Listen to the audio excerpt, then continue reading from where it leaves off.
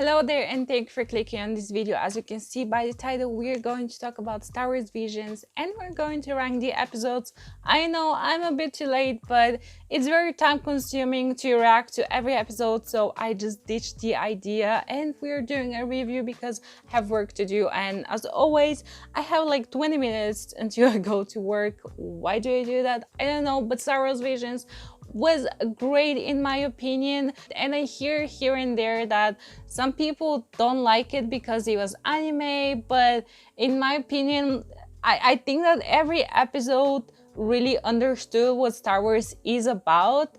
I mean, the hope, the love, the friendship, the loyalty, the passion. I mean, you could totally feel that the creators really love and are passionate about Star Wars, and this is the best thing ever. And I think that Star Wars Visions should continue, and not only obviously Japan, but you can go out in the world and give people from different countries, different ethnicities, different cultures try and do their thing with Star Wars, because Star Wars is such a beloved thing worldwide. I don't think that Star Wars has a barrier to language or religion or anything. I think that many people can identify with Star Wars, with the characters, with Luke Skywalker, with Han Solo, even with Rey. Like, people can identify no matter how old they are or how young they are or where they come from. It does not matter in Star Wars, and that is why I think that Star Wars Visions is such a great thing, because it was made by, I mean, they seem like Star Wars fans. I did watch some interviews in the first Star Wars Visions trailer. The creators were talking about Star Wars, and you could totally feel the love and passion that they have for Star Wars. And I think that is why Star Wars Vision is such a good thing, because people actually care. So I must say that in my ranking, there is no definitive winner, because every episode was super special and different from each other. I really loved that there were so much lightsabers going on, that the Force was always center, that we got so many Kyber crystal stories. It was crazy and I loved it. You had Sith, you had Jedi, you had things like the Ben 2, like the guy in The Elder.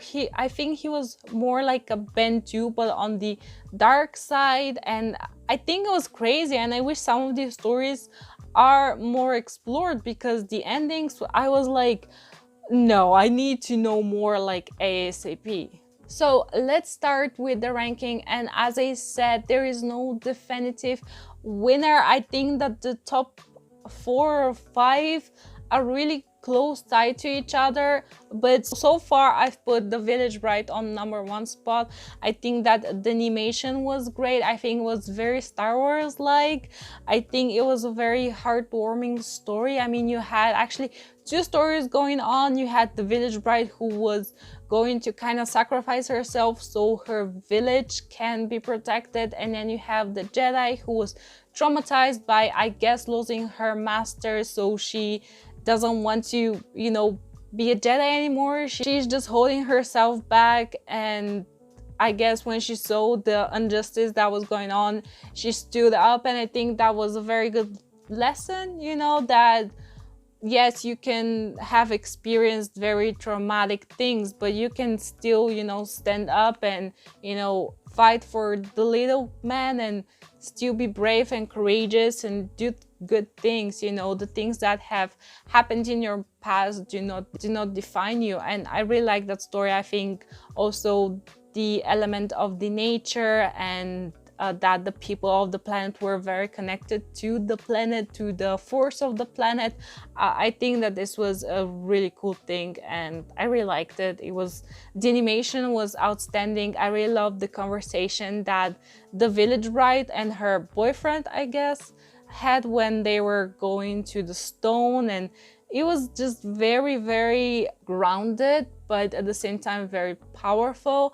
And it was just about 13 minutes, and they told us so much in 13 minutes. Like, every episode was about 13 minutes except Lopen Ocho, which was 19. But every episode, they really took me on a ride in 13 minutes, and I love that. So on #2, we have the twins. I loved the story. It was very much Star Wars like. You had this great good and evil, but like on another level. I really love the animation. I really love how the guy ended up on Tatooine and how hopeful it was. It was very much A New Hope, Luke Skywalker vibe. I really loved it. It was a perfect story in my opinion. How he didn't lose hope for his sister even though she was like really evil, and that no matter where you're born or how you're born or under what circumstances you're born, like you can be born in a very poor country or whatever, or something happens when you're very young, but that doesn't mean that this has to again define you, and I really love that. On spot number 3 we have The Elder. It was very much Anakin and Obi-Wan adventure. I absolutely love the story. It was very tame and grounded again. Not much happened, but still so much happened. I really loved the master. He was very Obi-Wan like. He was very calm, and then you have this young Padawan who wants to prove himself. It was a great story. And you have the Elder, obviously the Sith, who was, as I said, very much like a Bendu, but on the dark side. I mean, Bendu from Star Wars Rebels.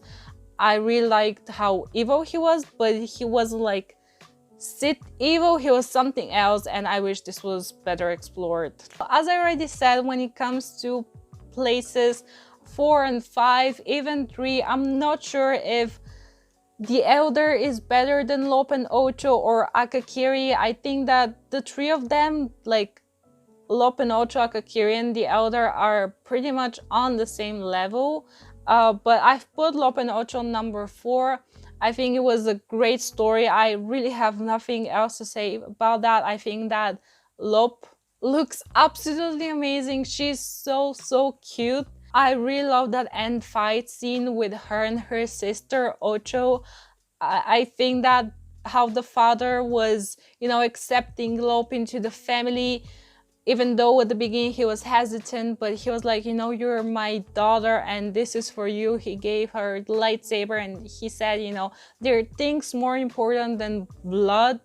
And I think that's very true. And some people are actually way more close to their friends or to, people that are not their relatives by blood. And I don't think that in some cases blood is thicker than water, and I think it was great. I don't have much to say. The story that Ocho wanted to protect the planet, but in her way through the Empire, was also something that you will totally see in Star Wars. And as I said, I think it was a great story, and I really love the story that a Jedi came to the planet a long time ago, and that now he gave his lightsaber and he taught, his ancestors how to, wield the lightsaber, and I bet he taught them about the Force. And I love that. I love the fight scene. I really love that episode. I think it was great. So number 5 is Akakiri, but as I said, I don't know if I should put it so low because it was the only story that did not end on a hopeful note. It was pretty much Anakin and Padme, but in this story Padme lives. It's pretty much that. As I said, this is not the most original story, but I still think that it was in a sense original because, as I said, Padme lives, but it was still great. I don't have much to say about it. I really like how he was getting the visions and how his destiny was to become a Sith, but before that he actually said, I make my own destiny, I make my own path. So it was a bit contradicting, but I guess that was the point of the episode, but still a great episode. So episode 6 is The Ninth Jedi. It was very much about the lightsabers and the Force and the Jedi, and I love that. I really love that Star Wars Visions is more or less just about the Jedi and the Force. It was a great story how that guy wanted to bring everybody and, you know, restore the Jedi Order, and how he wanted to see who was Sith, who wasn't Sith. I think it was a great little story. I really like the scene where that girl with the lightsaber is just did her own thing with the lightsaber. I don't have much to say again about this story. It was great. I liked it, and I wish it was better explored. I mean, you have 30 minutes, what can you do? So on number 7, we have 2OB1, I guess, Toby. This was not very much Star Wars like, but it was still very good. It was a bit weird. Actually, I think I would put this on number 8, but let's still talk about it. I was really sad that the old Jedi died, because it was a bit stupid, you know. The kid just was playing around and he called the Empire, and the Empire killed his dad, I mean, essentially. But I really loved that he didn't give up, and that, you know, it doesn't matter where you come from, it doesn't matter how small you are, you can always make something out of yourself. And I think this was the, you know, goal of the story, to show that. And again, I love that he continued his father's legacy, and at the end that he said, you know, I want to go on and help other planets, because this is what Jedi do, they help people. Even though he wasn't, you know, the most cute in the Force, you can still do other things, you know, you can still help people. You don't have to be the best of the best, you can still help people and be a good person. I think that's the moral of the story. So number 8 or 7, I guess, the duo. The animation was very, very trippy. It was by far my least favorite animation style, but it was one of the most original animation styles, so I did like it. But I also kind of like, what? I don't understand what is happening. The only thing I can really say about this episode, I wish it was better explored, because I mean, at the end where he opened his coat and you could see all these red cyber crystals, I guess he's a Sith hunter, and I wished we explored that story. I think that the girl with the lightsaber umbrella was funny, but it was cool. You know, you have to experiment, and I think that this experiment really paid off. So my least favorite, I don't want to say least, because I think that, as I said, each story is very unique and original, and they were all great and all were in the spirit of Star Wars. But I must put Tatooine Rhapsody. Yes, we had Jabba and Boba Fett, but I don't think that this is enough to make a, you know, a proper Star Wars story. I still think that it was sweet and weird, and, you know, again, no matter who you are, what you are, you can still help other people, support other people, and make something of yourself. And I think that this is really the common theme of Star Wars Visions.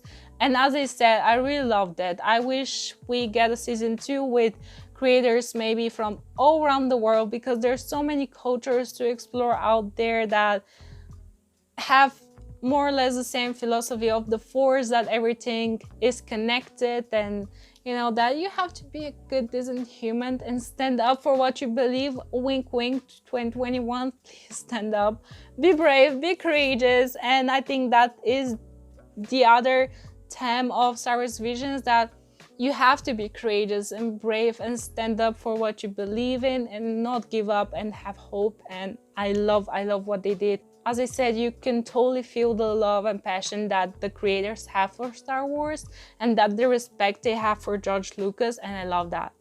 So do let me know, what do you think about Star Wars Visions? Did you watch it? Are you going to watch it? Why not? And I'll see you in the next video. And as always, may the Force be with you.